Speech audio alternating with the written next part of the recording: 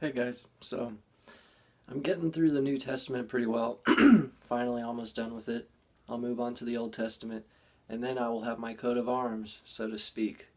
Okay, I mean, you need to read it first so you know what to interpret. I mean, it's hard enough to interpret in the first place, so of course you want to read it all.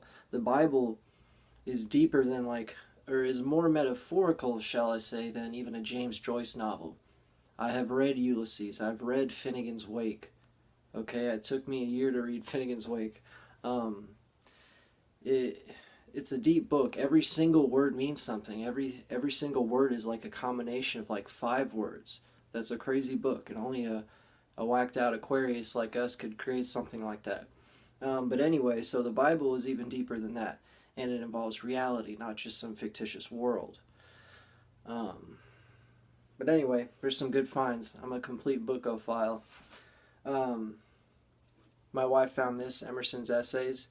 Um, it's amazing. I mean, it's like one of the 1800s editions, not the 1844 edition, of course, when it was released. Also Nietzsche's birth year. But it is from the 19th century. Really cool cover too. Let's see, Thomas Pynchon. I got Bleeding Edge. Um, like the leading edge, but bleeding because murder's involved.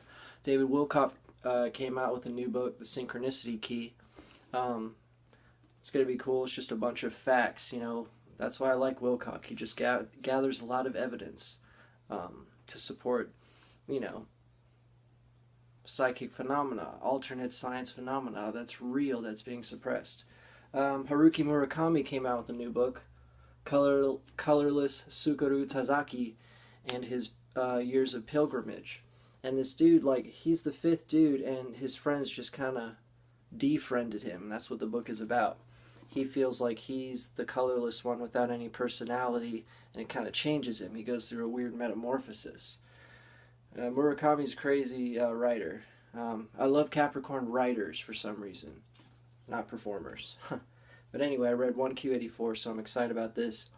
Could represent, a lot of Illuminati stuff. This one I'm super excited about. The author of Cloud Atlas came out with The Bone Clocks. It's about a psychic girl through 6 different stages of her life, and then, it just progresses. I'm only on the first stage. It's really cool. Can't wait to finish that. And this is the one I'm actually getting through much easier. It's Stephen King, Doctor Sleep. Okay, it's the sequel to The Shining. The Groxtas mentioned it, and it's Illuminati symbolism. But I mean, I just want to read it. I want to see what happens. Okay, I'm like about 200 pages through it. It's very actually entertaining, even though it's really scary.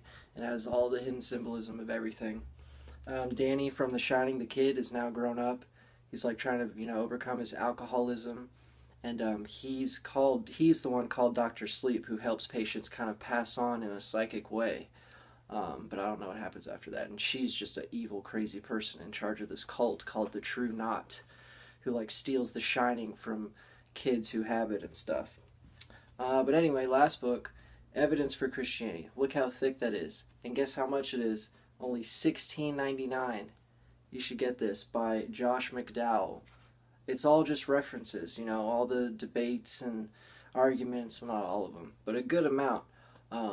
Just all compiled into one book so as to, have your coat of arms to refute the skeptics who just say, well, I don't believe in some guy in the clouds. Well, guess what? We don't either. The Bible says God is a spirit and should be, worshipped as such. We never said he was some old man with a beard in the clouds. He came down in the flesh and was resurrected, but he's not just sitting in a cloud. I mean, the people who don't understand Christianity want to dumb it down into something cartoonish when it's very metaphysical, very hidden, and very not plain and simple. The simplicity of the doctrine is real, but the reality of the prophecies are difficult to interpret, and it's not for everyone. Anyway, God bless.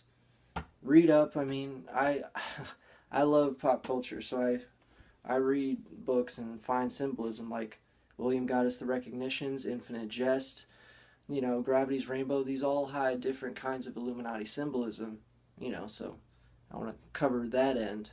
The Grox covers, everything else. Anyway, peace.